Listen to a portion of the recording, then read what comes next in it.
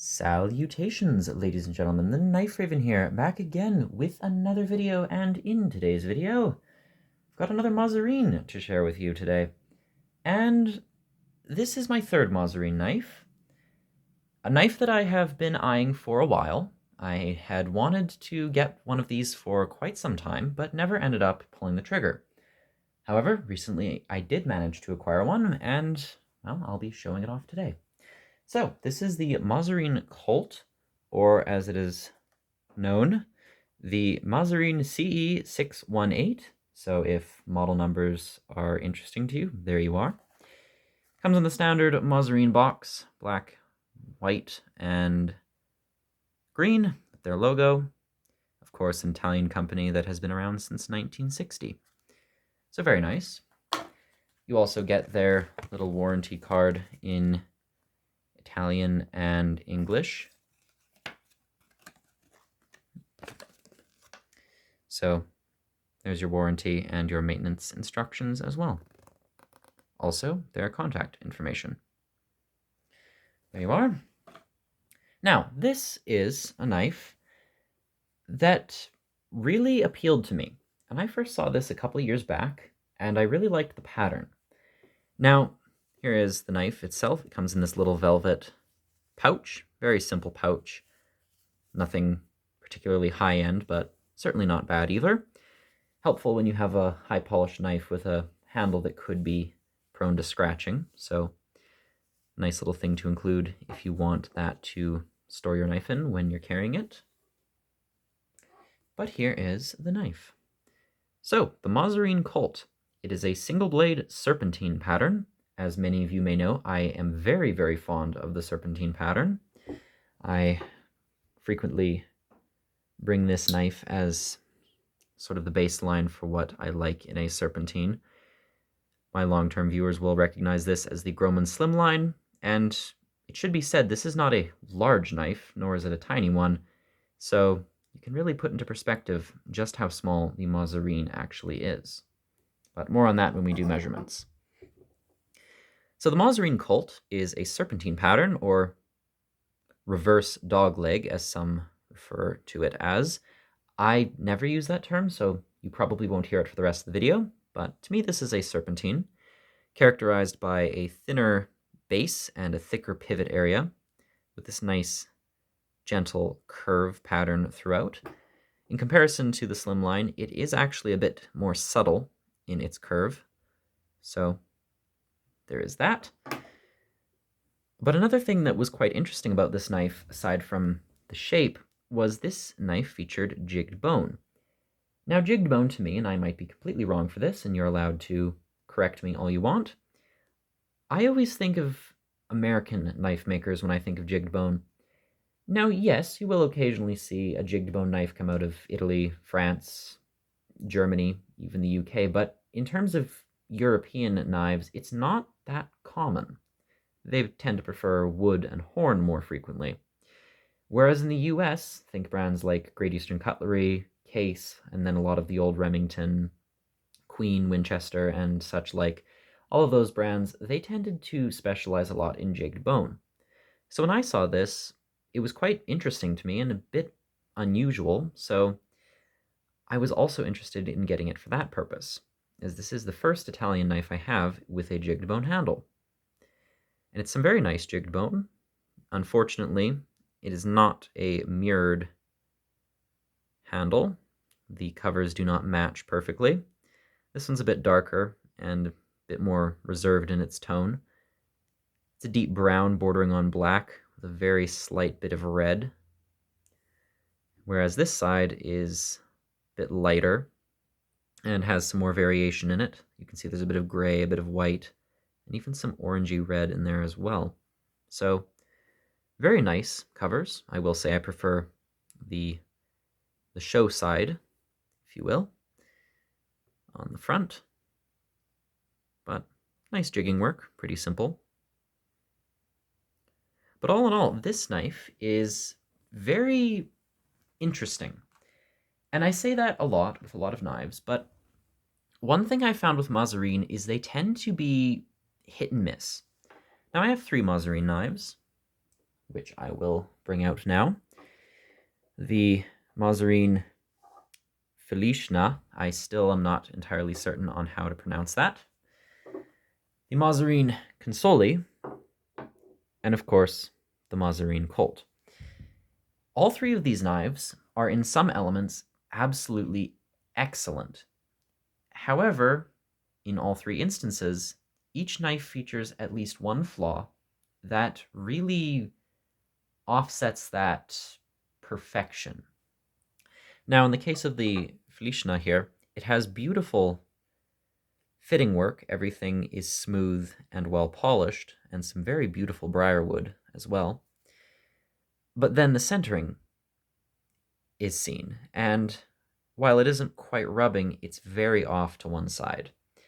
And so the knife that would have been perfect otherwise suddenly isn't. Then the Consoli. Same thing, very well fitted. You can see this one has screws, some beautiful green burl wood, and the file work, of course, if that's what you wish to call it. Solid lockup, no blade play, well-etched blade, and then this large crack in the side of the handle. Now, it should be mentioned, Maserin did replace these covers free of charge. They sent me a free set of handles for this knife. The only reason I still have the cracked ones is because I prefer the pattern on this handle than the ones they sent me. But I will say, they did send me a replacement, so that's nothing against Maserin. They were very good in their customer service. But that doesn't take away from the fact there was still an initial issue. Even so, the Colt is similar to that, in that while it is very, very good in certain elements, it has some flaws that really take away from it. So we'll start with the good. As I already said, the bone is beautiful, but one thing aside from how it looks that I'm very impressed with, the transitions. Everything here is buttery smooth. And I found with jigged bone being a natural material and all, it is very prone to, well, to warping, and therefore the pins, and sometimes the bolsters, do get a little bit iffy in the transitions, if you will. And so what that leads to is, well, in a place like Alberta, for example, with our dry weather, sometimes it will dry up and curl at the ends, and then you will have poor transitions. This knife has managed to keep everything very smooth. The transitions are seamless, and the pins you can't even feel, which is something I am very, very impressed with. The blade centering is not perfect, but it's not bad either, and you might already be catching a glimpse of one of the problems with this knife, but don't worry, we'll get to that. The blade is very snugly housed in the blade well. It is not pinchable, but there is a very well-ground nail nick here. The pull is about a 6, perfectly acceptable for a knife of this size. Strong enough that it's not going to close on you, and it does lock up with some authority. Fairly snappy, if I do say so myself. And one thing I'm very fond of is the profile on this blade. It's a clip point, made of stainless steel, I believe 440, like the Felishna. And it has a very subtle profile to it, which leads to what is perhaps the nicest tip on a clip point I have ever seen. Will you just look at that? That is one of the pointiest clip blades I have ever seen, probably the nicest I own, and yes, it is sharp as a needle. I will say that about this knife, it came very well ground, and the edge is hair-popping sharp. So, perfectly usable right out of the box. I know some people will want to put their own personal edge grind on it, and that's entirely up to them, but I would have no problem with using this. For what I typically carry knives for, very light work, this would be more than enough for what I need. The blade is satin finished, and a very nice satin finish at that. One thing I'm not terribly fond of, but I'm not going to hold against the knife, as it's not a flaw in any way.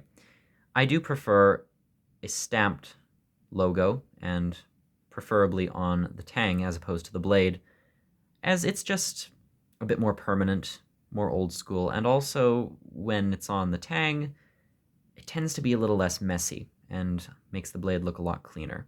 So, not a huge problem, just a personal little gripe that I will acknowledge. But again, you have the logo with Maserin, made in Maniago, Italy. The blade is incredibly sturdy in its assembly. Nothing wobbles whatsoever. Everything is very tight. Tolerances are very good. There's no gapping to speak of on the back here. Of course, brass liners with a stainless spring. There's a bit of a shadow up at the front, and I'm sure you can already see that. This shadow is actually not a gap, even though it does look like one. Holding it up to the light, the signature test, nothing shines through, so I'm not going to hold that against the knife in any way. And again, the polishing work on the back is very well done. So, the good of this knife. It's got a nice stainless steel blade with a very nice profile to it. It's small, it's lightweight. It is UK legal. Again, I am no lawyer, but considering the knife is 5.5 inches open and 2.5 inches on the blade, 2.25 on the cutting edge, it should very much be a UK legal piece.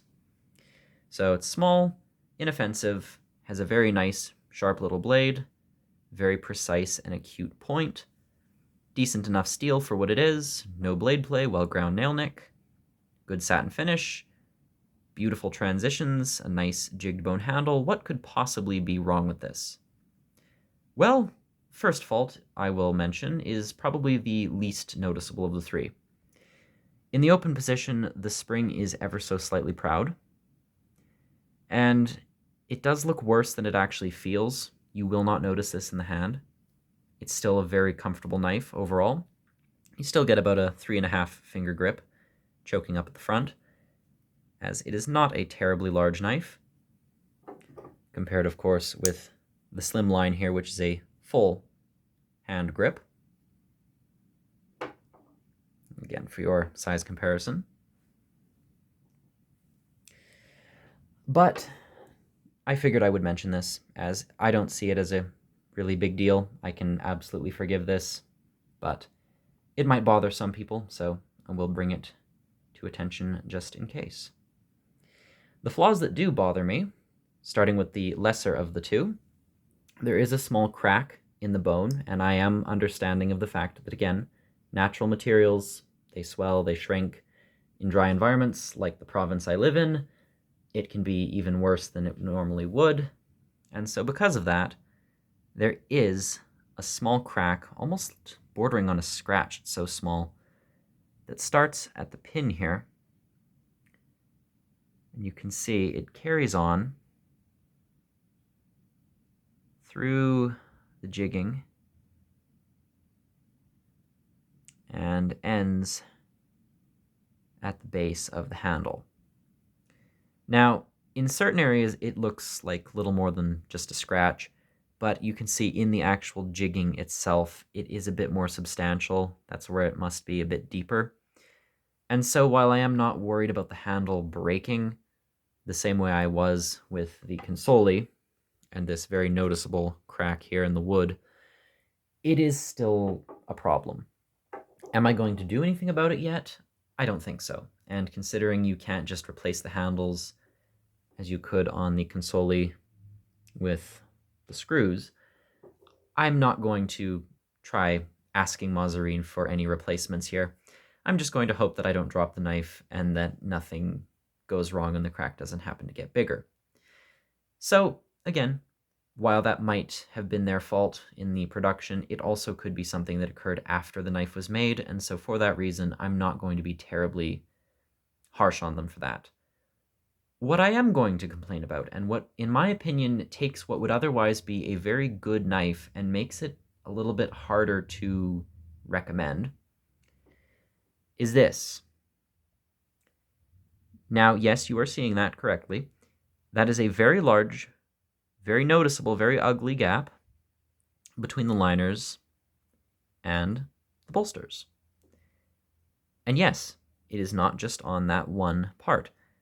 You can see at the reverse end of the knife, more on this side, but also on the side opposite to it, you can see there is also some gapping there, quite noticeably.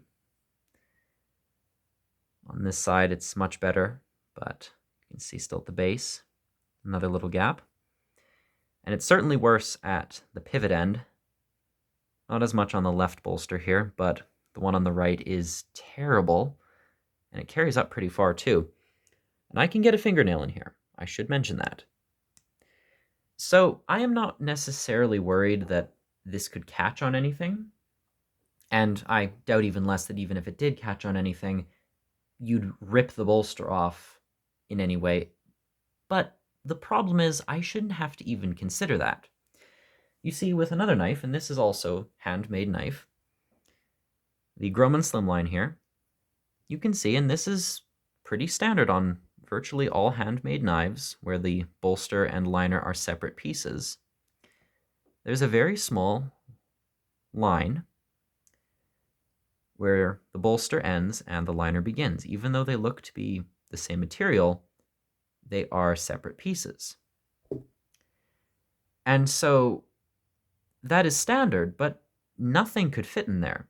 You couldn't fit a fingernail or even a piece of paper into a gap that small. You absolutely could with this. And it baffles me, as far as I know, and I'm no knife maker, bolsters are supposed to be a solid material. They're supposed to lie completely flat against the liner. And so how they manage to somehow create a knife with perfect, beautifully seamless transitions, and also, for that matter, a very sturdy pivot mechanism. Nothing wobbles, nothing's loose, everything is very uniform. And I don't know how they managed to still have this. It baffles me. So I'm sure I've encountered this before, but never to such a degree. I've seen slight gaps between handles and bolsters, but this is very unusual. And so I suppose I'm also asking if anyone else has this knife, or any other knife from that matter, from Maserin or otherwise, is this a common issue? Because I have only seen a few of these, and none of them have featured that. So I guess where I'm going to put this knife in terms of where I'd rate it, I think the design is beautiful. It's light, it's small, single blade, sharp, has a very acute tip. It's solid, it's secure, the lockup is good, the spring is fairly tight, it's comfortable in the hand, it's non-threatening, it's classy, elegant, has a beautiful handle, and even comes with a little velvet pouch. But in terms of the fit and finish, yes, there could absolutely be some improvements. Am I going to completely condemn the knife and say it's bad? No. I very rarely do that. I reserve that for knives that I truly detest.